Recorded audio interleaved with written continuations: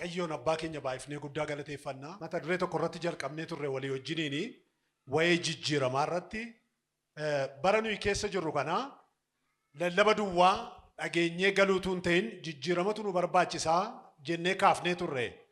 Kanaaf sagalee waaqayyoo iddoon kaleessa dubbisee akka jedha Qorontos lammaffaa boqonnaa 3 lakkoofsa 18 irra jiru akkuma laaltanii ammas nuyi fuula keenya utuu haguuggatin ulfina goofticha nurraa akka calaqqisu hin goonaa jedha. Ulfinni goofticha akka nurraa calaqqisu hin goona ergee booddee nus ulfina gara ulfinaatti darbuudhaaf fakkaattii isaa akka taanuuf akka goofticha isaa hafuura sana biraa nuuf dhufeetti hin diddiiramnaa jedhee dubbata. Namoonni waaqayyoo waldaa dhufuu duwwaa itoo hin ta'in jijjiiramuutu irra jiraataa seedhu kaafnee waa tokko ilaallee irraa akkuma isin argitanii amantoonni jijjiiramaa jiru seedhuu fi wantoota qabatamaa amma biyya lafaa kanarra jiru walii wajjin ilaallee irraa isaan kana hundumaayyuu ilaallee irraa wanti guddaan nu barbaachisu namoonni waldaa dhufaa jiru itoo hin ta'in namoonni Yesuus Kiristoosiin fakkaachaa jiru ta'utu irra jiraata. Gaaffiin waldaa inni guddaani waldaa dhufuu keessan itoo hin ta'in gaaffiin isaanii namoonni waldaatti deddeebi'uu isaanii itoo hin ta'in warri deddeebi'aa jiran warri dhufaa jiran kuni ammam jijjiiramaa jiru ammam Yesuusiin fakkaachaa jiru isa jedhu ta'utu irra jiraata jennee kaafnee ilaalleerra. Kun baay'ee wanta barbaachisaadha. Kanaaf Phaawulos warra Qorontositti gaafa dubbatu haalli isaan keessa jiranii yookaan immoo jireenyi isaanii jijjiiramarra hin turre rakkoo qabu turan hin beektu isa kana. Bilchaatinni amantoota sana keessa hin jiru kanas walii wajjin ilaalleerra. Namni gara waldaa dhufuu jechuun dubbii waaqayyoo dhaga'uu jechuun jijjiiramuudhaaf garantii yookaan immoo wabii hin ta'u. Namni baay'een bakkee isaaniitiin waaqayyotti dhiyoodha. Keessi isaanii garuu jijjiiramarraa fagoodha. Jijjiiramoo miti bakkeedhaan gaafa laaltan ammanaan gaafa na ilaaltanii nama jijjiirame fakkaachuu danda'a. Garuu keessi koo inni barbaachisaan amma Roomaa boqonnaa 12 lakkoofsa 2 irratti jijjiirama gaafa jedhu wantoota gurguddaa lamatti dubbata. Inni tokko bakkeemti keenya kuni wantoonni namoonni nu arganii biyya lafaa fakkaachaa akka hin deemnedha. Inni kuni metamorphostai jedhama. Metamorphosis isa warri biology jedhan irraa kan dhufedha. Metamorphostai jechuun afaan Giriikiitiin bakkeen keessan kuniyyuu biyya lafaa fakkaataa hin deemin jechuudha.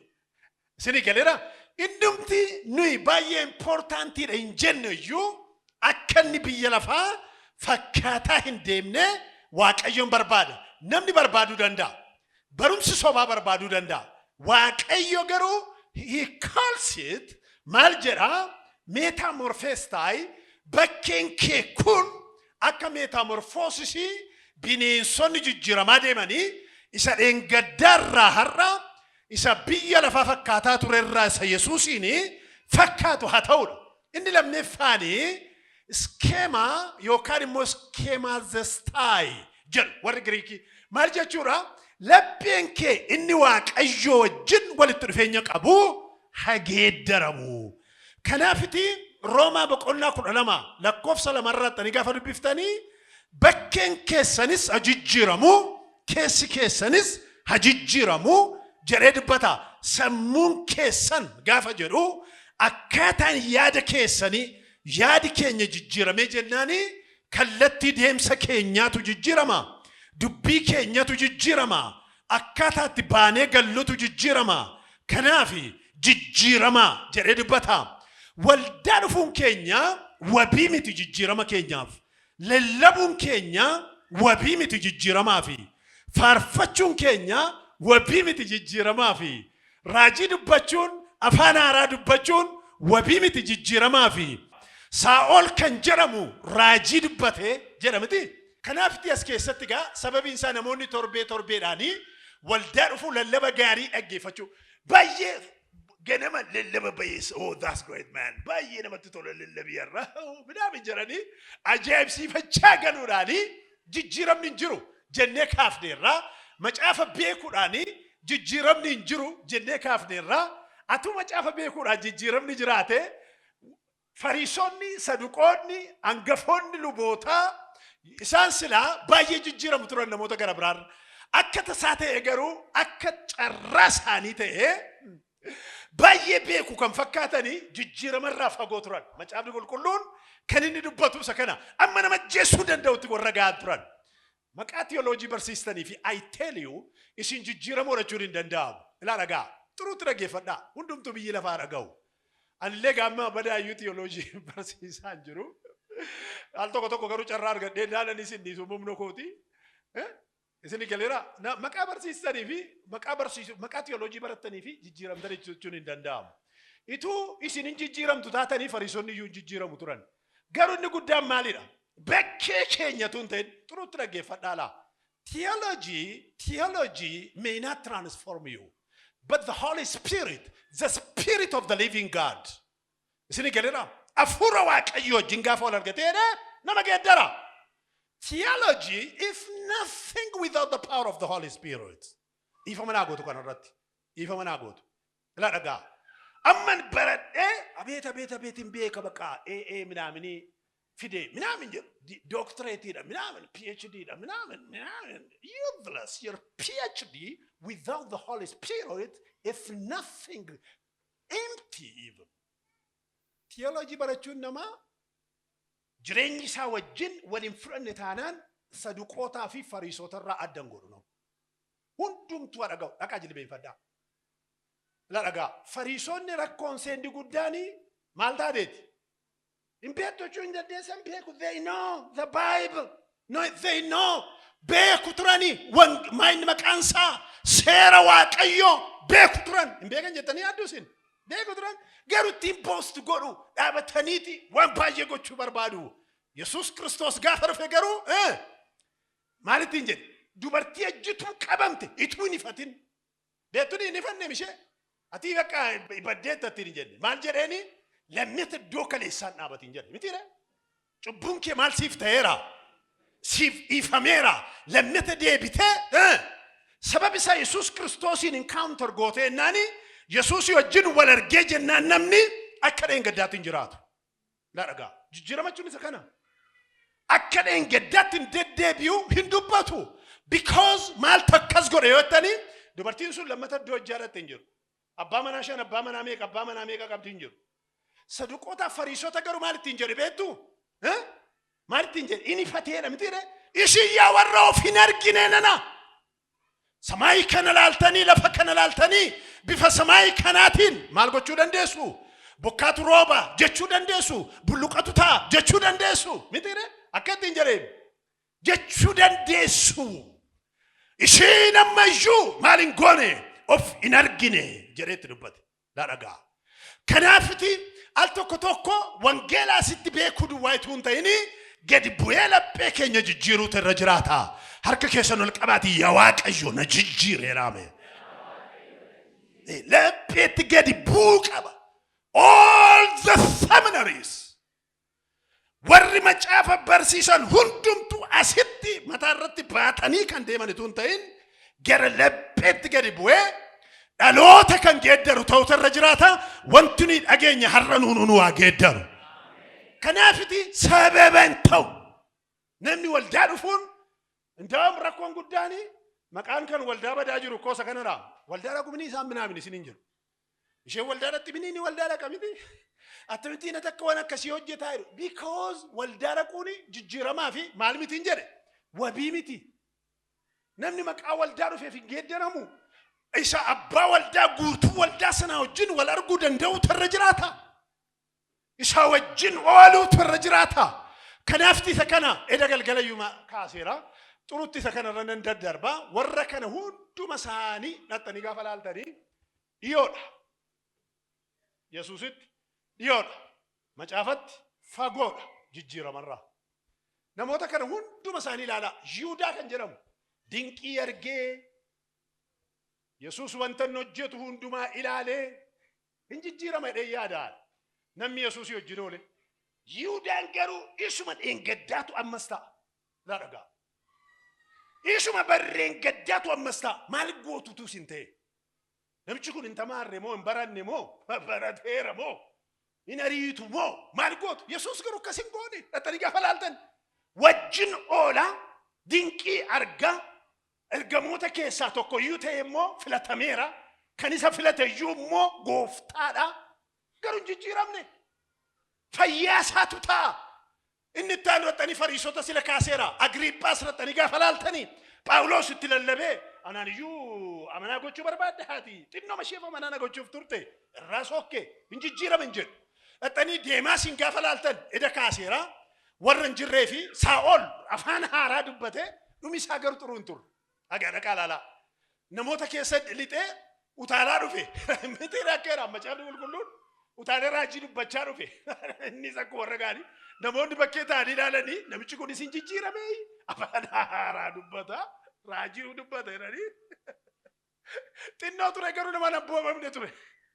Afaan haaraa dubbatu malee raajii iyyuu dubbatu malee nama jijjiirame fakkaatu malee nama nabboomamne ture. Dhattanii macaafa qulqulluu gaafa laaltan.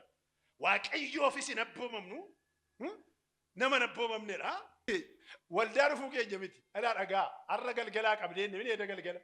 Har'aa qabnee of ilaalaa deemnaa hin deemu. Waldaa dhufuu keessanii jijjiiramtanii indaa'u marra kan of ajjeesaa jiru ijoollee peentee. Torbanarraa torban borii kanarraa kunoo Finfinnee keessatti barsiisaan ture. Maaliif yottanii jijjiiramatu nurra hin jiru. Waldaa dhufne malee waldaatti dhiyoodha malee lallabatti dhiyoodha malee Yesuus irraa fagoodha. Laa dhagaa. Kanaaf as keessaa hiikaan jijjiiramaa maa inni seenu jijjiirama jechuun maal jechuudha? Maal what is transformation jechuun macaafni qulqulluun maalidha jedhee nutti hima. Wayi jijjiirama. Jijjiiramni sammuun keenya yaadi keenya duudhi keenya values iseen isinii galeera. Duudha nuyi qabnu akka amantootaatti ilaalchi namaa fedha Waaqayyoo wajjin akka wal simuu fi dubbii Waaqayyoon jijjiiramuudha. Ilaasinii galeera. Ilaalchi keenya dubbii Waaqayyoo wajjin wal simaa. Deemsi keenya dubbii Waaqayyoo wajjin kan wal simuudha. Duudhi keenya dubbii Waaqayyoo wajjin kan wal simuudha. Sammuun keenya akkaataa nuyi itti yaannu dubbii Waaqayyoo wajjin gara wal simachuutti faallaan deemu yoo ta'e sana wajjin luucca'ee deemaa jira taanaan namni suni jijjiirameera jenna. Eda sila kaaseera kana.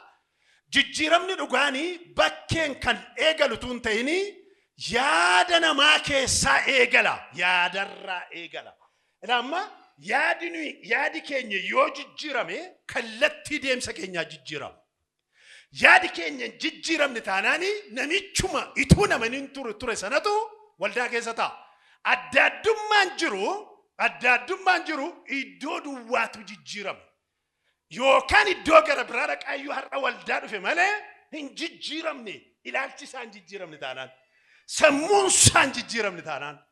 Wangeelli hojiin inni hojjetu sammuun namaa akka inni ilaalchi namaa, yaadi namaa, duudhi namaa, deemsi namaa akka inni jijjiiramuti barbaada. Jijjiiramni dhugaan egaa inni kun eessaa jalqaba jettan keessaati gara bakkeeti.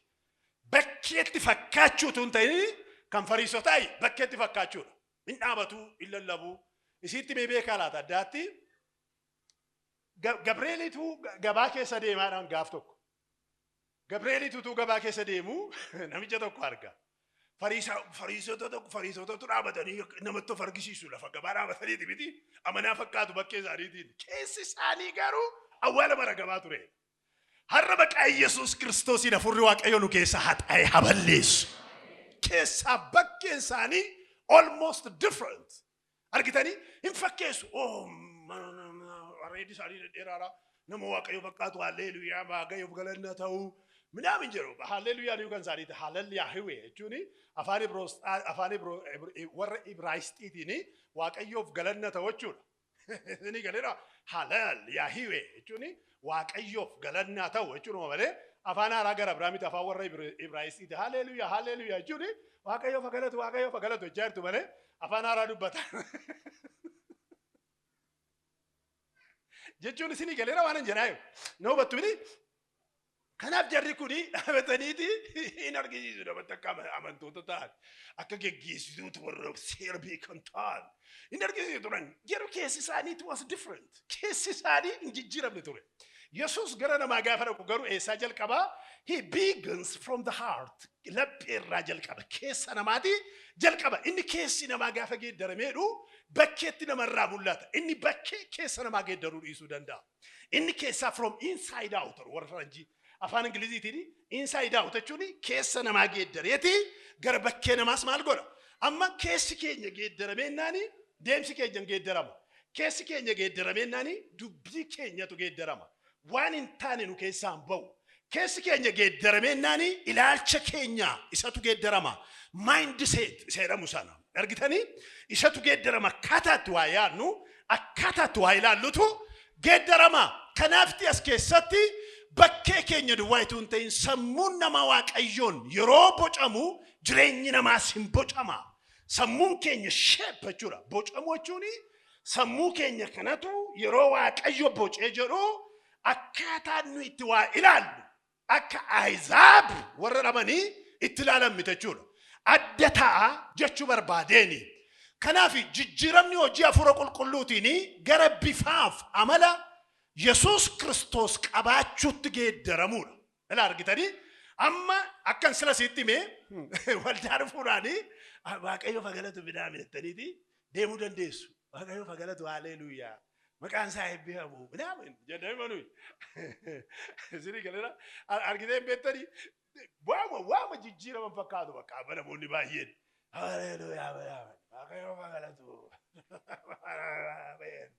Malo, waaqayyo fagalatu Yesuus gooftaadha Ameen afaan haarayyoo qabaatan moyyee tokko lama keessa baqatee irra galanni taaba ta'u jechuu yaalu miti amma namoonni akkas miti inni guddaan sammuun nama hafuura waaqayyootiin geeddaramuudha har'a waaqayyo sammuu keenya haa geeddaru gaafa sanatti biyyi lafaa geeddaramu laaragaa hin fakkeessinu har'aa qabne maal jedhama pretension and transformation jedhu warra afaan ingilizii haasa'an pretension jechuun fakkeessuu jechuudha pretending beetuni pretending amma warqee al tokko warqee fakkeessitu mitire warqee ma fakkeessitu wanta warqeen taaneeti warqee fakkeessitu rattanii bilicima tokkotu warqee fakkaatte nama goomsite anaaniyyuu na goomsite beetti bakkeetii argadhee gammadee galee manatti kenne naanna qadii ilaalchisanii gudii na godhan jechuun anuu raqee wajjin naqee hin dubbatin jennee walla ramanaan wajjin warra warqee hojjetan bukkee gaafa dhabnu garuu achumatti ilaalee natti kolfe atis hin dubbatin asiin dubbannu gudii isaa baafna addee warqee bitettee dengeesse gaafa laalanii warqee fakkaataan anuu naattaa na goomse annee gaafa laallu garuu warqee miti dubbichi warqee fakkaatee nama goomsaa jira malee isin galeera al tokko pretension jedhama pretension jechuun akka sakanaate jechuudha bakka tajaajilaa fakkaata amanaa fakkaata warra waldaa fakkaata tajaajilaa fakkaata isin galee garuu reality isaa yoo fudhattanii pretend gochaatira pretensionidha malee isaati jijjiiramee miti waaqayyo immoo kan inni si waamee jiru kottaati asitti gammadaa galaa jedhee isin waame Yesuusis waaqarraa gaafa dhufe isin gammachiisee isin gashuuf utuu hin ta'in isin jijjiiree addanaa isin baasuuf dhufe mee guddaa isaa ameen jedha inni namni Yesuus nama isaan kana kan godhani warra namatti qoosanidha nama kofalchiisan jechuudha warra akka namooti baay'ee jiru isaan kuni nama gammachiisanii kofalchiisanii baasuu danda'u inni hankeenyaa garuu fandiishaa miti laaragaa inni wangeelli keenya yilawwuxaan hin jijjiira nama har'aa qabee waldaan keenya haa jijjiiramu sabi keenya haa jijjiiramu waldaan kiristaanaa addunyaa kanaa haa jijjiiramtu yoo isheen jijjiiramte dhaloota biyya lafaatu jijjiirama kanaafti as keessatti wal fakkeessuu miti sila siitti meera namni tokko erga amanee booddee jireenya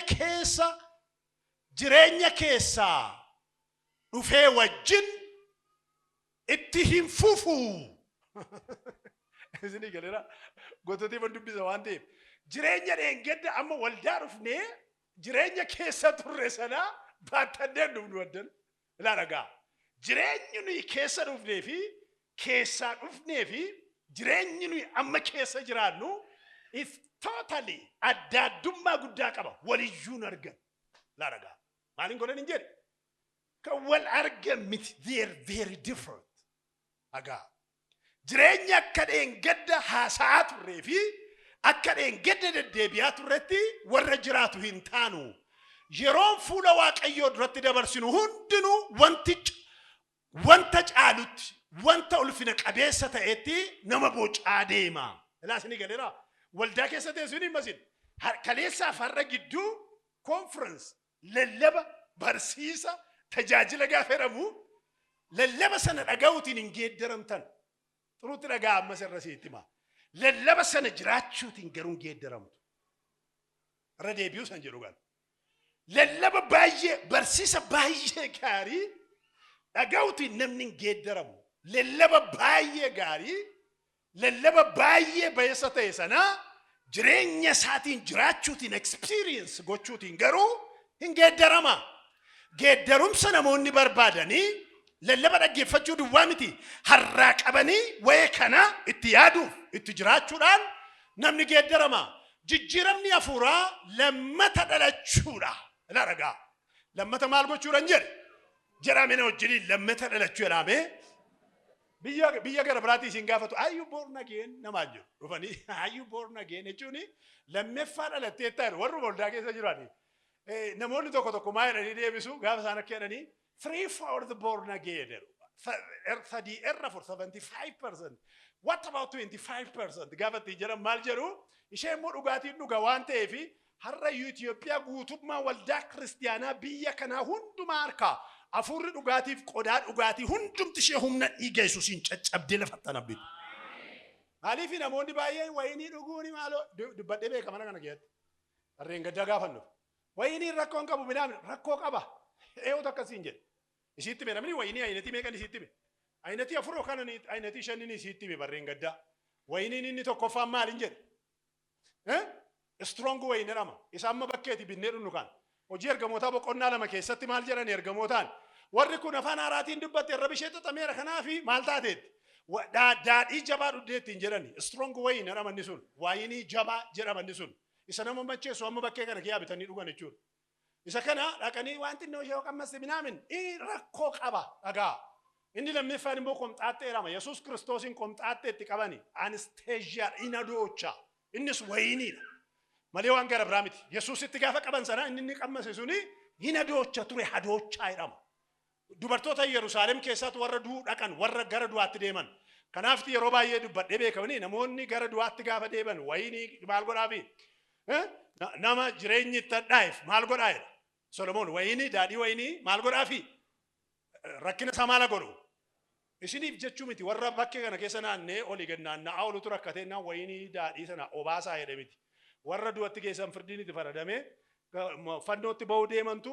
gaafa waraanaman gaafa achirra ba'an gaafa lafeen isaanii cabuu itti dhaga'amu waan ta'eef akka anesteeziyaatti bara sanaa kennamaaf ture malee warra mandara keessa hojiin hojjennee fi isa dhuganii waldaas maqaa balleessan jechuu miti isin immoo galaa maqaa Yesuus Kiristoosiin irraa qabaati guddisaati ammayyuu ameen jira isinii kellena isa dhugaan jedhe maaliin godha iyyuu amma kun maaltiin gargaara waanuma fedheef garuu ayinatii shantu jira in danda'amu inni Yohaannis boqonnaa lama keessa jiru bishaanuma duwwaatu geeddarame malee wanti itti namni hin jiru wayinii isa jabaa midhaamini jedhina inni suni oinos jedhama oinos jechuuni birzii sanu har'a dhunnu jechuudha malee waan gara biraan hin jiru bishaanuma duwwaa dammas hin qabu midhaamini hin qabu is the miracle wine is the miracle oinos jechuuni bishaan waan tokko tuutti namni kanuma maalti geeddarame jechuudha miracle kan ta'eera malee isa namoonni har'a jiran miti egaa isa kana iyyuu baay'ee kaasuun koo barbaachisaa miti waanuma fedheef garuu kiristiyaanni qixaan jiraata inni kun sila waa tokko dubbatee ture baay'ee kan laphee namaa rukutu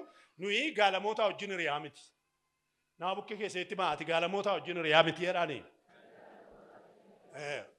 kanaaf of eeggachuun obboloota koo barbaachisaadha jijjiiramni gara sadha dhagaa garaa fooniitti kan geeddarudha Hisqeel 36 lakkoofsa 20 meeqa 26 irratti garasa dhagaa ta'eetidha gara fooniitti kan geeddarudha jijjiiramni jireenya isa moofaa baasanii isa haara uffachuu baasu uffachuu. Ilaasanii galeera jijjiirama chuuni jireenya sammuufaan eeggadde keessa turre ofirraa baasuudhaani isa haaraa sana immoo uffachuu beekumsaaf qulqullinatti guddachaa deemuu jechuudha. Jijjiirama chuun argitanii muufaa ofirraa baasu haaraa uffachuu qulqullinaa fi jireenya haaraa fudhannee beekumsa dubbii waaqayyoo sanatti guddachaa deemuudha. Jijjiirama jechuun jijjiiramni akkamittiin define goona maal jechuudha? Namoonni ulfina waaqayyoo akka irraa mul'atuu fi yaaluu utuu hin ta'in isaa wajjin ooluu irraa kan ka'e argitanii ammanii jijjiiramuuf yaaliin goonu. Jijjiiramuuf yaaliin goonu. Yesuus wajjin oolla. Dubbii isaa wajjin oolla. Isinii galee Musee namni jedhamu maal ta'e jedha. Musee namni jedhamu waaqayyoo wajjiniti gaara waaqayyoo irra oole jedhee dubbata. Gaafa achirraa bu'uu Musee kaleessaa miti. Musee sadeen gaddaa miti. Namoonni baay'een akkaataan dubbii keenya kan inni jijjiiramne namoota nuyi wajjin oolluun. Akkaataan jireenya keenya kan inni jijjiiramne lafa nuyi oolluun. Lifestyling keenya waldaa keessa teenye kan inni jijjiiramne namoota nuyi wajjin oolluun. Yesuus wajjin ooltanii dubbii waaqayyoo wajjin ooltanii gaara waaqayyoo irra ooltanii jijjiiramatu jira. Laargitanii jijjiiramatu jira. Isaa wajjin ooltu waan ta'eef Museen gaafa achirraa gadi bu'ee fuulli isaa nama dheengaddaa hin turre jedha. Macaafni qulqulluunis namoonnis isa ilaaluuf fuula isaanii haguuggatanii Museenis waaqayyoon ilaaluudhaaf hin dandeenye fuula isaati maal godhe golboobi haguuggate jedhee dubbata. Jijjiiramni kan jireenya namaa irratti dhufu walitti dhufeenya Kiristoosii wajjin qaban irraa ka'a. Relationshippiin waaqayyoo wajjin qabnu irraati ka'a jireenyi jijjiirama. Yohaannis 15 lakkoofsa 4 amma 5 gaafa dubbiftanii anatti qabadhaatii jiraadha jedha. Isa booddee maal gootu jedha? Itti fufee maal jedha? As keessaa gaafa dhattanii ilaaltanii ija baay'ee godhattu jedha. Yesuus wajjin walitti dhufeenya yoo hin qabnu taane biyya lafaa wajjin ammas xuruutti na dhaggeeffadhaa sin gargaara waan dubbadhu kun. Biyya lafaa wajjin walitti dhufeenya baay'ee qabnu taanaan ijuma biyya lafaa godhataa deema. Yesuus wajjin walitti dhufeenya qabnu taanaan immoo ija hafuuraa godhataa deema. Inni sun gara foonitti nu guddisanii biyya lafaa keessaa kun. Biyya lafaa keessaa hin baratin jechuu miti. Biyya lafaa keessaa daldala hin hojjetin jechuu miti. Amma danda'ametti baay'ifne hojjenna. Amma danda'ametti baay'ifne baranna. Furuu goraas na dhaggeeffadhaa. Baay'ee baradhaa. Baay'ee hojjedhaa. Baay'ee dhamaa. Baay'ee fiigaa. Baay'ee yaadaa. Garuu at the same time maal godhaa? Yesuusii wajjin gama hafuuraatiin immoo walitti dhufeenya cimaa qabaadhaa. Yoo walitti dhufeenya cimaa qabaanneeti ija baay'ee godhachuu dandeenya. Ilaa dhagaa yoo sakkasii ta'edha. Kanaafiti wanti nuyi wajjin oollu influence nu godha. Wanti nuyi wajjin oollu. Kan isa kana yaaduun keenya barbaachisaadha. Jijjiiramni amala waaqayyoo jireenya keenya keessa daandii ittiin mul'atudha. Irra deebi'een isinii dubbisa kana Galaatiyaa boqonnaa 5 lakkoofsa 22 amma 23 gaafa dubbiftanii amalli waaqayyoo jireenya keenya keessa daandii amalli waaqayyoo maal yoonnaa dubbisame warri macaafa qulqulluu baattanii jirtan amalli waaqayyoo Galaatiyaa boqonnaa 5 lakkoofsa 20 hin mul'ataa kun nu keessa amala waaqayyoo gaafa ennu ija hojii hafuuraa isinii galeera jijjiirama jechuun isa kanaan amalli waaqayyoo nurraa kan calaqqisu ta'utu irra jiraata. Eewwatu qabatee jira wangeelli dafee kan baafatu. Darbee immoo xuruutti naa dubbiftu targootanii warri qubee xuruutti dubbiftan kan dubbisi. Ilaamee dhaggeeffadhaa amalli waaqayyoo nurraa mul'atu. Amaluun jijjiirame gaafa jennu maal jechuudha seeruu fi jijjiirame jechuudha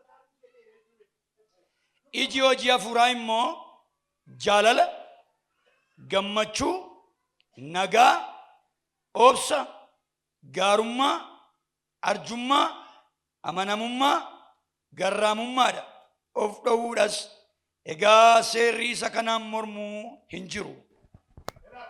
Amma isaan kun of dhowuu gaafa dhumma simple fakkaatti wanti innoo fakkaatti self control jechuudha of qabu jechuudha akka jaallatan jiraachuun hin danda'a akka farda luugabaan qabdanii gageem godhanii of qabanii jiraachuu jechuudha discipline dii ta'u jechuudha kiristiyaan laadhagaa of dhowwuu gaafa dha wansi sakaa wayi jaalala wayi minaamini meexxannii isayyuu jaalalli maal fakkaataa minaamini seeru baay'ee isaa haasa'uu nan dhiisa jaalala isanii nan dhiisa garuu of dhowwuu isheen jettu ishemti duwwaanii disciplinedii ta'uu danda'u jechuudha.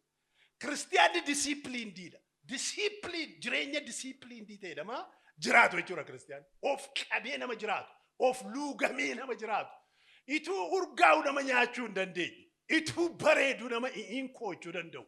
Nama akkasii ta'uutu irra jiraata.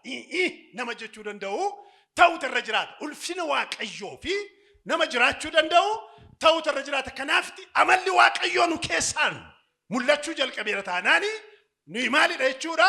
Nuyi jijjiiramaa jirraa jechuudha. Amalli Kiristoos kun nu keessaa mul'achuutti ka'eera taanaan.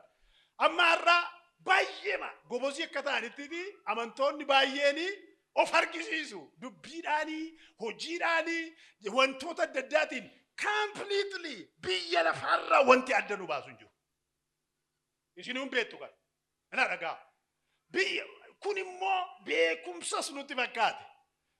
Wanti amma kanaa gadi wallaalummaan hin jiru. Dubbii Waaqayyoo keessatti. Laa dhagaa.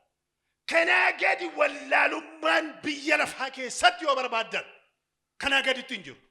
Beekumsa nutti fakkaateeti akka biyya lafaa ta'uun biyya lafaa fakkaachuun beekumsa nutti fakkaateera. No, rationalize goona bakka. Akka jechuun ikkoo natuu sirbi maal gargaara waldaa keessaa jedheen gaaf tokko nama tokko wajjin waggaa kurnanarraa. Namootatu sirbuuma barbaadanii iskittama jedha oolu bini iddoo baay'eetti argiteettu bini jechuu barbaadanii maal gargaara kun jennaan maal inni nuti nuyi deemnu naan jedhe barsiisaa wangeelaati. Kun iyyuu sirbaami naan jedhe akka itti ammati gaafa deemtu naan jedhe sirbaa deemtaami naan jedhe akkasuma achaa deemuun keewu sirba.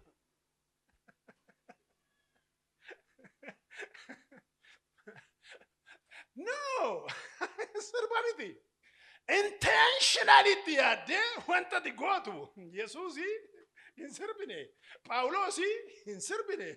Ergamoonni hin sirbine. Ituu isaan sirbanii hin argine. Garuu daabiloos. Sini galeera. Isarraa arguu dandeenya. Kanaafiti ijoollee Waaqayyoo of eeggachuu gara isaatti bocamaa deemuutu irra jiraata. Jijjiiramni dhugaan namarraa kan mul'atudha. Hin mul'ata. Visible jedhamanni kun namarraa kan argamudha malee dhoksaatti kan namoonni godhan miti. Namoonni jireenya keenya keessaa Waaqayyoon argu. Yesuusintu nu keessaa mul'ata. Laasini galeera. Yesuustu nu keessaa mul'ata. Jijjiiramni jira jechuuni abalu jijjiirameera gaafa jennu Yesuus Kiristoos keessa isaatiin kan mul'atu ta'uutu irra jiraata jechuudha. Yesuustu keessaan mul'ata. Situ namootatti mul'ata tun ta'in Yesuustu si keessaanii namootatti mul'ata. Jijjiiramni hojii hafuura qulqulluuti. Is the work of the Holy Spirit. Hojii hafuura Waaqayyooti. Isatu si keessatti hojjeta. Isini galee keessaa alatti jijjiira. Sammuu yaada garaa keenya daandiin ittiin geeddaru ta'ee amala Kiristoos daandii inni keessa keenyatti uumudha.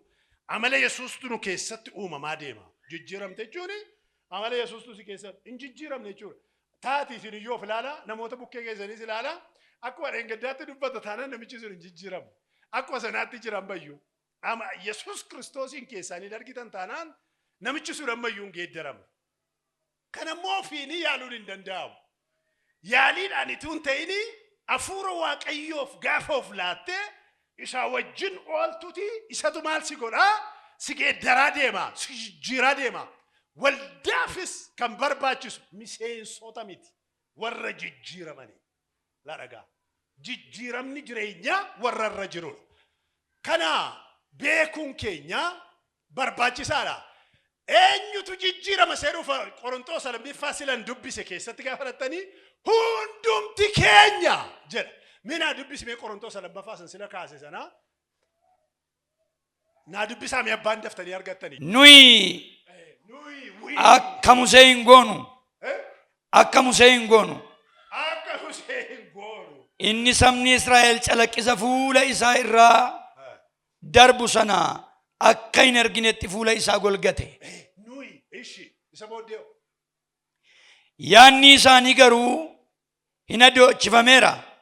Hamma guyyaa har'aatti iyyuu kakuu moofaa keessatti isa caafame yeroo dubbisan golgaan sun isaan irratti inafa. Irraas hin fuudhamu. Golgaan sun karaa Kiristoos duwwaa isaan irraa fuudhamuu danda'a. fayyaa ta'e si haa eebbisu Waaqayyo. Ameen. Fayyaa ta'e gara biraan moo eewnaa dubbisa. San jalqaba irratti dubbise tokko immoo kutaa tokko. Eewnaa dubbisa.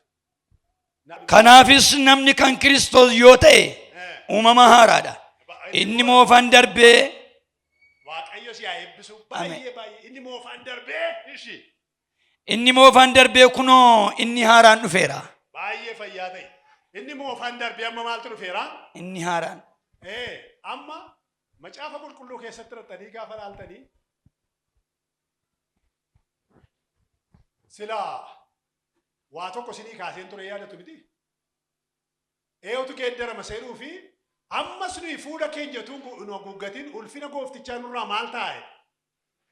Akka calaqqisuun goone nuyi ulfinni gooftichaa nuyi inni dhukuni eenyuun argisiisa? Nama tokko lamatu jijjiiramatu hin ta'ini jijjiiramni kan nama hundumaati. Kanaaf jedheen kana kaase beekaa. Nama tokko lamatu jijjiiramatu hin ta'ini Waaqayyo hunduma keenya jijjiiruu barbaada jechuu barbaadeen kanaafiti hundumti keenya we all jedha hunduma keenyatu akka jijjiiramnuuf gara Yesuusitti waamamne. Jijjiiramni namoota hundumaaf malee namoota muraasaaf miti. Isa kana akkasiin dubbiftaniif jedheen kana beekaa achitti isin deebise lakkoofsa 18 irra seenu. Nama hundumaatu geeddaramuutu irra jiraata. Jijjiiramni of fooyyessuu miti. Self improvement isa jennu miti of fooyyessuu miti. Fooyya'uu miti. Parastaamoolii miti. Wangeelli nuyi lallabaa jiru. Dhufanii fooyya'uu miti. Dhufanii jijjiiramu. Jireenya namaatu geeddaramu. Deemsa namaatu geeddaramu. Kanaaf of fooyyessuu yaaluu miti. Waaqayyo jireenya keenya keessaaf alaan akka inni haaressu gochuudha, heeyyamuudha. Isa kana beekuun barbaachisaadha.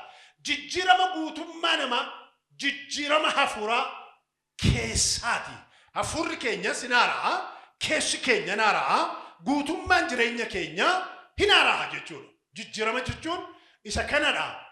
Egaa maaltu nama jijjiiraa isa jedhu waa xinnoo ishee dafee dubbadhee yoo hin danda'e nan fixa ishee kana ganama kana dafee fixuu yaala waan ta'eef tuqaa kana. Eeyotu maaltu nu jijjiira seeruu fi waan gara biraan ittiin jijjiiramnu sila kaaseen ture namni Waaqayyo wajjin ooluu qaba. Relationshipii Yesuus wajjin qabaachuu qaba inni irraa. Kan nama jijjiiru inni guddaan dubbii Waaqayyooti. Miina wajjin jedhame dubbii Waaqayyo jedhame. Dubbii Waaqayyootu nama jijjiira. Namoonni hedduun torbeeti gara torbeetti dubbii Waaqayyoo waldaatti hin dhagahu. Garuu jijjiiramni irratti hin argamu. Maaltu irratti hin argamu jedhu? Amma inni guddaan isin addana dhufee fi ameen isin jechisiisuu miti. Halleluuyaa isin jechisiisuu miti. Inuma jechisiisa immoo kan isin ajaa'ibsiisu. Dhagaa. Ittiin fakkaatin. Dhaggeeffadhaa xuruu godhaati. Amma garuu waldaadhaaf wanti guddaan barbaachisu rimma waldaa nyaattee fixee gowwoomsitee dhaloota kan ta'u goote ajjeesuun nurra raata. Waaqayyo bara baraan ishee haa ajjeesu. Biyya Itoophiyaa kana duwwaa miti. Amma namoonni bakka ameena haleluuyaa midhaan jedhanii quruphisanii amantii itti fakkaata. Kanaaf jijjiiramni jiru namni jijjiiramnu namni hafuura qulqulluudhaan deebi'ee naara'u qida sitti meera. Yaaddoo guddaan har'a waldaa kiristaanaaf qabu isa kanadha. Yaaddoo guddaan har'ani halkan kana waa dhabee miti amman. Yeroo hundumaa kana yaadda'uuf kanan ofii kooti rakkachaatti jiru asiyyuu boqonnaa koo kananii waldaatti dabarsu yeroo hundumaa waan gara biraa miti. Ani dafinooti amma jimaataatti hojii hojjedhalaa kun hin beeku baay'ee biizii dha'u. Garuu sanbattoota kana keessa takkaa mana oolee boqodhee kan hin beeknee fi yaaddoo guddaan qaba waldaadhaaf. Har'a namoonni ameen jedhanii gammadanii waa xinnoo ishee waan nyaatan barbaadu. Abboonni amantii baay'een isaanii wangeelaan biyya lafaa raasan keessaa malammalamanii sokkaa jiru. Galaa jiru mana isaaniitti. Isaan kana jalaan dhaloota onnee qabu. Dhaloota cimina qabu. Dhaloota hafuuratti cimaa ta'e achi jalaan biqilaa deemuutu irra jiraata. Iddoo kan qabataa deemu. Laadhagaa. Iddoo warra darbaa jiranii kan iddoo fudhataa deemu dhalootatu ka'uutu irra jiraata. Dhaloonni kun kan inni ka'u akka amma jiru kanatti wal fakkeessuudhaan laadhagaa. Akka amma deemaa jiru kanatti jijjiirama waldaa irratti isa ta'u biyya lafaa irratti fiduu hin danda'u. Yeroodhaaf nama gowwomsuun hin danda'ama. Nama jijjiiraman fakkaatan. Garuu addunyaa kana irratti dhiibbaa geessisuun hin danda'amu. Dhiibbaa geessisuun kan danda'amu yoo jireenyi keenya geeddarame. Yoo hafuurri Waaqayyoo nu haaresseera. Kanaaf guutummaan biyya kana guutummaan tajaajiltoota hunduma warri geggeessinu warri biyya Itoophiyaa kana duwwaa miti. Guutummaan addunyaa irra waldaan jiran akka amma jiranitti deemaniina gudiin isaanii fagoo miti. Ani waa tokko hojjetaan jira.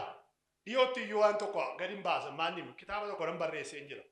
Har'a biyya ormaatii lallabaanii AI isheedhaan kanadha. AI isheen jedhan kun maa isheeni artificial intelligence sammuu namtolchee isheetu waldaatti wangeela lallabu achirraa luboonni wayyaa isaanii uffatanii dhufanii ta'anii dhaggeeffachuudha. Isin galeera paastoroonni ta'anii dhaggeeffatu. Isheen achirraa ashee miliyoonii tokkotti naannoftee lallabdi. Yoo xinnaan si'a miliyoonii tokko. Laadhagaa attamitti dhiyeettanii xuruutti daataa biliyoonii tokko analaayizii goote. Daataan biliyoonii tokko ga'aa funaante. Kan namoota laphee rukuttu waan akkaataa barbaachise namootatti lallabaa jiru. Faarfannaa isa isin faarfattan caalaa kan AItu caalaa sagaleen isaa bareeda. Dhugaamo sobbo. Dhugaamo sobbo. Eessa beessa? Eessa beessa? Utuu nuyi giingoofnu meeshaan nuftee nu bira darbitee asii fuutee sagalee ishee akkuma nama baannii tokko bareechattee mitiire bareechattee malolaataa jettee sagalee eessa beessa? Hagaa isinii galeera mana jedhaan worshippii kan liidii godhu hakiimii wajjin kan hojjetu hakiimota provisionii hakiimonni as keessa hirtan hin beektu waan hin jedhaa jiru. Provisionii cimaa kan fakkaatu sammuu kana keessa neervota wajjin kan wal qabate sarjarii isaa isaan hojjeta harka isaa gadi argisiistee ishee. Isinii galeera isinii duukaa buutanii hojjechuu duwwaa. Yoo barreessuu ta'e eenyutu barreessitu barbaada? Eenyutu dargaggoota har'aa barbaada? Warra baratan eenyutu barbaada? Ani sitti meerela of qopheessaa. Of qopheessaa. Faabrikaa keessaallee hojjechuu hin dandeessan faabrikaatti galteetti ishee. Roobootiitu hojjeta. Isheetu piroodiisii godhaa, isheetu fe'aa, isheetu dhaqee maal wanta hundasaa isheetu hojjeta. Nama bakka bu'ee achi keessaa HR tokko yoo ta'e duwwaa isa iyyuu baay'een barbaachisu. Dhagaa astamaariin iyyuu Ameerikaa irra taa'ee barsiisa kana booddee.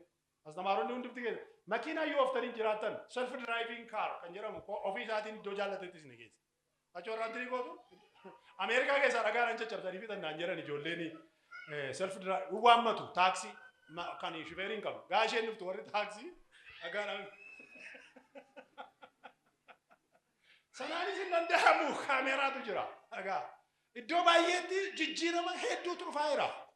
Of jijjiirree of hin qopheessinu taanaan akka dheengaddaatti akka kaleessaatti akka bara darbeetti hin jiraannu. Har'a sekreetarii waajjira keessaan barbaachiftu maaliif AIC barreessa xalaa kee afaan Oromoodhaan kana barreessitee itti himtee ittuma himta jecha tokkitti naa barreessi kana shaar daqiiqaa tokko as deebisee achi deebistee maaloo inni hin bade barri isaa dur darbe bara taayippii keessa darbe taayippii koch walitti reebaa oolan sana kop darbe hin jiru. Dhagaa makina wantoonni gara biraan wanti samaayii kana everything isaa automated. Waldaan kiristiyaanaa immoo isa kanarraa wadhabe jechuun dandeessan dhufeera waldaa isinii galeera. Amma qeesii bira dhufanii wayii teoloojiin gaafatan achirraa gaafate AI dhaqee maal jechuudha cuuphaa meeqa jira maal jechuudha kuni wayiin kana yoonnire tarreessee fidee gaaf achirraa teessee dubbiftee naa galeera bakka ittee tokkita 10 ati garuu sana deebiftu booda ndisi bira dhufe maaliif biftu dhufan iyyuu amma AI sanaan geessu 0.00 minaaminidha kan wajjin fiiguu dandeenyu. si biliyoonii meeqa nutti naannee. Isuma riisarchii isaa sitti maal jiraaman. Kanaafiti of eeggachuu fi ofirratti hojjechuun baay'ee barbaachisaadha. Lafa amma akkaataa waldaan kiristaanaa ituu hin argame taa'ee wayyaa uffatee taa'uun hin argamne achirraatti lallaba. Isinii gale. Jechuun koo isinii galeera. Eeyyuu erge roobootiin haalalla beere Yesuusiin nama erge. Isin mitiire. Gatii kanaafiti jijjiiramni haayin humna Waaqayyoo. Har'a humni sun anaaf isiniin argatu.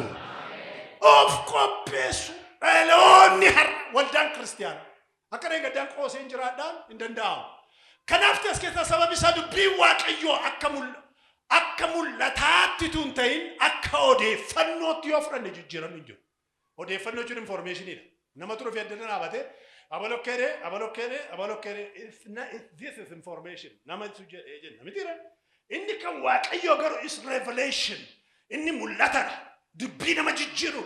Dubbii jiraataadha. Mul'ata jechuudha. Isa kaleessaa lallabdeetu hin ta'ini real wanta ta'e wanta amma jiru afurri Waaqayyoo jiraataa godhee keessa kee kaa'achuu. Yoo ati maal gooti yoo jilbeenfatta taate. Yoo ati maal gooti yoo Waaqayyoon hin dhageessate. Isa bara darbe dur ergamoonni akkas turanii miti. Har'ayyuu dubbii Waaqayyoo jiraataadha gaafa maal jechuu isaati. Du'aa miti. Isa bara darbee duwwaa miti. Ammayyuu hin hojjeta. Gaafa lallabamu namni hin fayyaa. Mitiire? Akkasii malee intini duwwaa miti. Hiilingii duwwaa itoo hin ta'ini dubbichuma kituu humna ofiisaatii qaba. Ilaasinii galeera. Dubbichumti gaafa lallabamu maal ta'a namni hin fayyaa. Inni kun jiraataadha kaa. Akka matsaafa gara biraa fidalli isaa tokkoon isaa inspiredidha. Kaabarii isaati amma kaabariitti. Kakuu moofaan kakuu haaraan qulqullu dubbii Waaqayyooti. Laadhagaa. Kan waatti hin dabalan. Afuura Waaqayyootiin warri geggeeffaman kan barreessan. Laasinii galeera. Kanaafiti akka informationitti yoo ta'e akka odeeffannootti yoo ta'e nu jijjiiru akka mul'ataatti yoo ta'e garuu ittiin jijjiiramu dubbii Waaqayyootiin. Kana beekuun keenya dubbiin Waaqayyoo achi keessa Ibroota boqonnaa 4 lakkoofsa 12 irratti jijjiiramni jireenyaa nama keessatti kan uumamu eegalu yoo dubbii Waaqayyoo jiraataa ta'uusaa amannedha. Dubbii Waaqayyoo maal ta'uusaa amanne? Si jiraachisa qaba.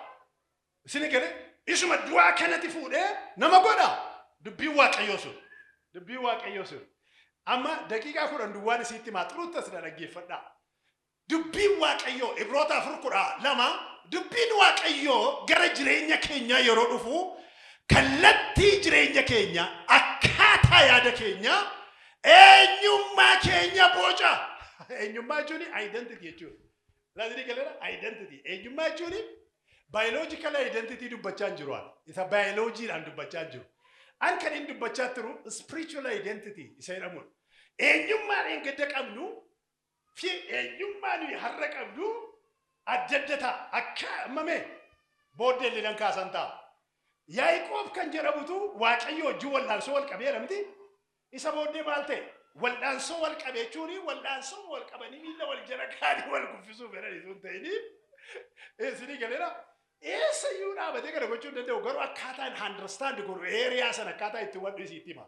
Halkan guutuu waldaansoo qabe jechuun halkan guutuu isin immoo maal gootu hin kadhatu jechuudha. Mitire persistently Waaqayyoo wajjin waldaansoo qabdu jechuudha. Mitire akkasii Waaqayyoo wajjin waldaansoo wal qabee jedha mitire hin kadhateen jabaatee halkan guutuu maal ta'e ammati na eebbiftutti maal si godhu. Oh, that's great man. Amma gaa maal ganama sana ifni haaraan gaafa bahee jiru maal ittiin jedhee arraaqamee identitiin kee geeddarameera. Dur kanaan duraati sobduu yookaan immoo goomsituu turte Yaaqoob jedhama ture maqaan kee arraaqamee ati Yaaqoob itoo hin ta'in warri gara biraan hin didan amma Daani'eel faa maal warri sanii Belshaazaar jedhamta. Belshaazaar jechuun kana jedhamta. Maaloo jedhamtuun kana jedhamta gaafa mootiin hin Baabiloon ittiin jedhee hin furan jarri koo maqaa sanaanii identity isaanii geeddaruuf turanii kan Waaqayyoo garuu gaafa dhufu isa biyya lafaa geeddaruutu hin ta'ini isa akkaataa isaa itti biyya lafaa kanatti isaan geeddaru jechuun kosinii galee waan jedhaa isa political identity sanatu hin ta'ini inni guddaan isaan geeddaramanii eenyummaa isaanii isa hafuuraa sanatu geeddarame eenyummaa isaanii isa maaliin jedhe isa afuuraa sana geeddare waaqayyo eenyummaa afuuraa isaaniitu geeddarame. Kanaaf as keessatti dubbiin waaqayyo yaada keenya yoo jijjiiru bifa addaatiin yeroo yaadu eegallu jijjiiramatu keessatti mul'ata. Bifa addaatiin gaafa yaaduu jalqabu. Mi'a silaalaa jijjiiramni kuni uumamuu yeroo nutti namatti of dorgomsiisnu tun ta'in dubbii waaqayyooni yeroo of laalu eegallu jijjiirama turuuf. Maal jechaadha kun? Ani qeesta kee wajjin an tajaajila mee xuruutti na dhaggeeffadhaa kun isin gargaara. Tajaajila abbaa fedhe addunyaa jiru wajjin wal of dorgomsiisuu hin dandeessan. It's useless. Faayidaan qabu. Lallabaa biyya addunyaa jiru wajjin wal of dorgomsiisina. Dubbii waaqayyoof safarri keenya inni guddaani standardiin keenya dubbii waaqayyooti Kiristoosidha. Ilaasini galeera Kiristoosin fakkaachuutti guddanna malee nama fakkaachuutti hin guddannu.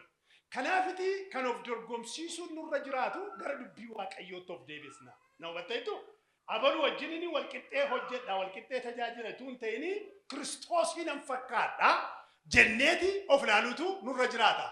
Nyaati hin jiru guddataa deemuun hin jiru jijjiiramni hin jiru. Maal jechuudha kuni? Dubbii waaqayyoo sirriitti jaannu taanaan sirriitti guddataa deemuu hin dandeenyu. Dubbii waaqayyoo sirriitti jaannu taanaan sirriitti guddataa deemuu hin dandeenyu. Sirriitti guddataa deemuu hin dandeenyu taanaan sirriitti jijjiiramaa hin dandeenyu. Isaan kun wal fakkaatu. Wanti nuyi nyaannu iyyuu guddina keenyaaf jijjiirama keenyaaf barbaachisaadha. Namoonni nutti lallaban, namoonni nu barsiisan waldaa baay'een har'a hundumti keessan dhaggeeffadhaa. Biyya lafaarraa kan dhagaa jirtan warri hundumti keessan waan isin nyaachiftan amantoonni keessan fakkaatu. Waan isin nyaachiftan waan sirrii nyaachiftan innaani sirriitti guddatu sirriitti jijjiiramu. Waan sirrii nyaachifte taanaan immoo sirriitti hin guddatanii sirriitti jijjiiramanii. Kanaafti waldaan kiristiyaanaa waan beekuun isheen irra jiraatu jijjiirama bira ga'uudhaafi daayita mini warri amma ani yooni waan amantaan nyaadha ta'e junk food warri gara biraan wanta junkii ta'e wantuma iddoo tokko tokkotti amma akkaataa nyaata isaanii irraa beektu bifa isaanii irraa. Amantoonni baay'een isaanii waan isaan nyaatanii jireenya isaanii irraa mul'ata. Agaa. Kanaafti namni Efesoon 5:26 irratti dubbii waaqayyootu dhiqee nama qulleessa nama haaressa namtira. Dubbii waaqayyoo sirriitti jaannee jennaani jireenya keenya isatu haaressa. Namni dubbii waaqayyoo dhaggeeffachuu qofaan utuu hin ta'ini dubbii waaqayyoo waan jedhu yoo raawwate hin jijjiirama. Xuruttas na wajjin dhaggeeffadhaas. Dubbii waaqayyoo dhaggeeffachuu keenya duwwaa utuu hin ta'ini kan maal ta'uun isin hin jedhu. Yoo dubbii waaqayyoo wanta inni jedhu sana jireenya keenya irratti shaakaluutti kaane amma fakkeenyaaf hinatin kan inni jedhu har'aa qabnee maal goone jechuudha. Hinatin isa jedhuu fi hinannu yoo ta'e maal goone? Hinatin isa jedhu duwwaa dhaga'uudhaan hin jijjiiramu. Hinatin isa jedhu dhaga'uu duwwaadhaan namni hin jijjiiramu. Namni kan jijjiiramu hinatin isa jedhu sana jireenya isaa irratti yoo maal godhedha? Yoo fayyadamuutti ka'edha. Kanaaf isa kana Yaaqoob boqonnaa tokko lakkoofsa 22. Yaaqoob tokko lakkoofsa 22 maa inni yaada isaa kan inni jedhu of hin gowwomsina maal gochuutiin dhageessuu duwwaa ta'uutiin garuu maal godhaa maleessa jireenya keessan irratti maal ta'u jireenyaan argisiisa isa jedhudha yaada isaa. Dubbii dhaga'uu duwwaadhaan namni hin geeddaramu jiraachuudhaan hin geeddarama. Kana mee naa dubbisime.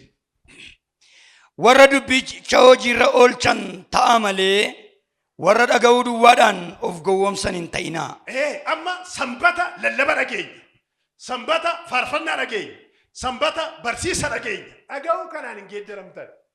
Garuu maal yoo goonedha itti jiraachuudhaan hin geeddaramna. Kanaaf egaa maal goonure tokko as keessatti isinis yaada isaa qabaadhaa tokko jedhaani dura akka duriitti isin barsiisa.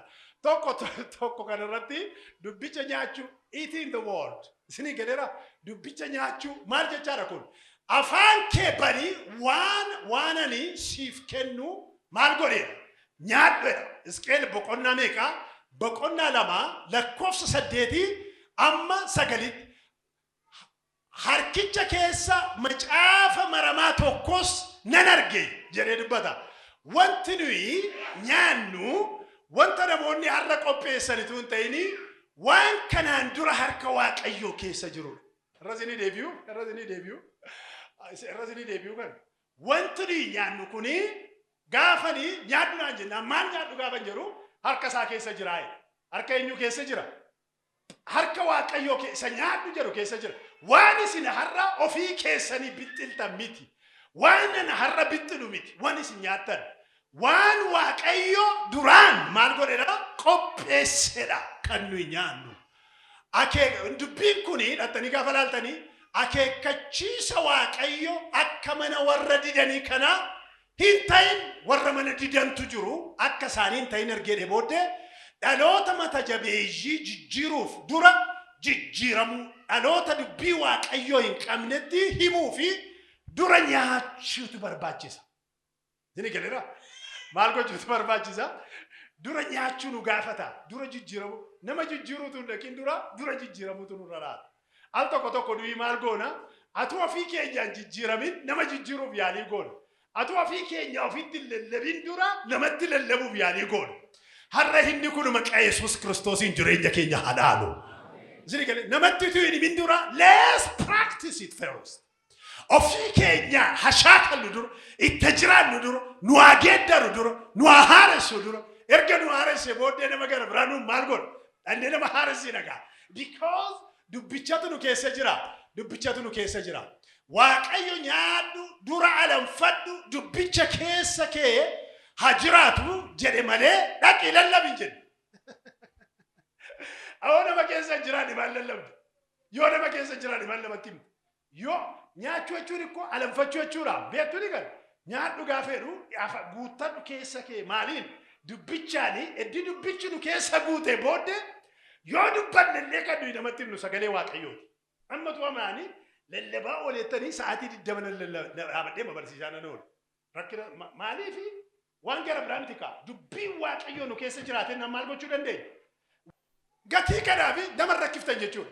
Keessa keenya haguutu har'aa qabee dubbiin waaqayyoo nu keessa iyyuu haguutu. Amma wanyee gammaddanii galuuf hin dhufne si waldaa jijjiiramtanii danaa ba'uu dhuftan. Inchi munii dubbiin. Achi keessa immoo gammachuutu jira gammachuun hin jiru jechuun hin danda'amu. Addana dhuftanii gammaddanii manni waaqayyoo bakka addanatti Yesuus iyyuu sin gammachiisuuf waaqarraa dhufne sin fayyisuuf waaqarraa dhufe. Yesuus Kiristoos itoo gammachiisuu ta'eeti abuuruma qulqulluu bakka keessa keessatti aliyyuu gaafa gammaddanii galu. Yesuus waaqarraa kan fide jijjiiruudhaaf waaqarraa dhufe. Jireenya nuyi kaleessa jiraannu keessaa nu baasee jireenya haaraa akka qabaannu malee gammadaatii bakka no problem rakaa rejoice godha bakkee kana keessa olii gaddaandaati. Oh, that's great. Hallelujah. Bilaami jira olii gaddaannaa jedheen dhufne. Ituu akkas ta'e dhufu iyyuu ture waaqarraa. Kan isa waaqarraa gaffidee nu jijjiiruudhaaf waldaan kiristiyaanaa kan isheen addana teessee namoota wajjin qoostee taphattee ijoollee taphachiiftee isaaf warri ijoollee guddii sana taphachiisan bakkee kana kiyaa. Nuyi kan nuyi addana hojjennu the only thing that we do here. Wanti nuyi addana hojjennu dhugaasa waaqarraa dhageenye namatti himna. Dhugaan sun immoo nama geeddara. Gaafa addana baanu dhugaa sana namatti argisiisna. Jireenyi keenya geeddaramee taanaan namoonni kan isaan nurraa ilaalanii dhugaasa waaqarraa dhufe sana dubbii sanatu nuyi wangeela ofii keenyaayyuu wangeela lallabnami. Wangeelatu miilla lamaan karaa kanarra olii gaddeema isiniyyuu. Ameen jettanii. Warra wangeela dubbannee maaloo inni of haasofnu miti. Numa ofii keenyaayyuu wangeelatu miilla lamaan deema karaa. Wangeela miilla lamaan karaarra deemudha sin. Malee warra wangeela lallabdu. Kanaaf asitti gaafa deemtanii dura dubbichi yaada keenya bocuu dubbichi ilaalcha keenya bocuu amala keenya jijjiiruu danda'u tarra jiraata. Ituu nama jijjiiruuf yaalin yaadi keenya bocamuu qaba, amalli keenya bocamuu qaba, deemsi keenya bocamuu qaba, sammuun keenya bocamuu qaba, dubbii oolmaan keenya bocamuu qaba bolota koo. Namni waan nyaate fakkaata siniin jedheera. Ergaan nuyi hin geeddarre nama biraa hin geeddara jechuun hin danda'amu. Ituu namni hin geeddaramin attamitti naqee nama geeddara. Ciraa waan tokko lammatan dubbatina warri tajaajiltoonni ofii keessanii geeddaran. Wan ofii keessanii iyyuu geeddaramne maal gochiinattu nama bira. Ergaan isin geeddarre eenyuun geeddara ta'etti namatti hima. Jechuun ko isinii galee nama hin jiraan. Ergaan isiniin geeddarre informationii isin fikshinii lallabdu waan ta'eef fikshinii namatti himtu waan ta'eef galeera asoosama lallabdu waan ta'eef isiniin geeddarre asoosamni nama hin geeddaru. Dubbii Waaqayyoo garuu maal nama godha? Nama geeddara. Warri hin geeddaramne dubbiin isiniin hin geeddarre amala keessan hin geeddarre jireenya keessan hin geeddarre deemsa keessan hin geeddarre oolmaa keessan hin geeddarre ilaalcha keessan hin geeddarre sammuu keessan hin geeddarre nama gara biraa hin geeddarattanii namatti hin himina. Maaliif isinuun geeddaramne yoo tamittiin nama geeddara nuyyuun geeddaramne yoo tamittiin nama geeddara. Kanaaf as keessatti ergaan nuun geeddarre nama kan biraa hin geeddaru. Ilaa dhagaa jechi koo kun ifaan miti.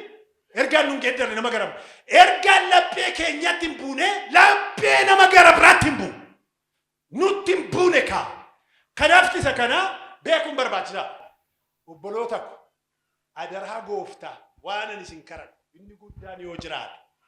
Haala kanaan dura namoonni nu barsiisaniif ittiin baraa jirru waggoota 15 20 har'aatii qabne lafa galle keessa laaqii keessatti nyaatamne boolla keessa gadi buunee jirru keessa habaanu. Har'a galgala kana yaaduu jalqabnu. Wangeelaa fi jilbeenfachuu fi Waaqayyoon dhaga'uutti adeeminu. Waaqayyoon habarbaaddan. Waaqayyo fagoo mitiin argama. Dhimma nurraa qaba. Anaanan baddanaati fayyu abbaan agaan dhaabadhee kan iyyuu nan godhu. Humna iyyuu hin qabu. Waan baay'ee keessan jira. Ilaa kun ijoolleen beeku. Biiziidha baay'ee.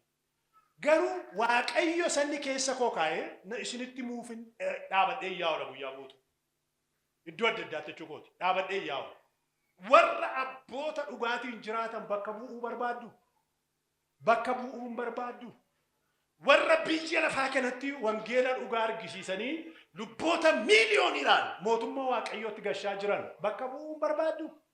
Deebi'aati jilbeenfadhaa Waaqayyoo wajjin haasa'a. Isa namoonni isinitti himan duwwaa ituu hin ta'in galaati Waaqayyoo wajjin haasa'uu jalqabaa. Jijjiiramatu na barbaachisa jechuu danda'utu nurra raata. Isa kana akka goonuuf Waaqayyo nu haa gargaaru.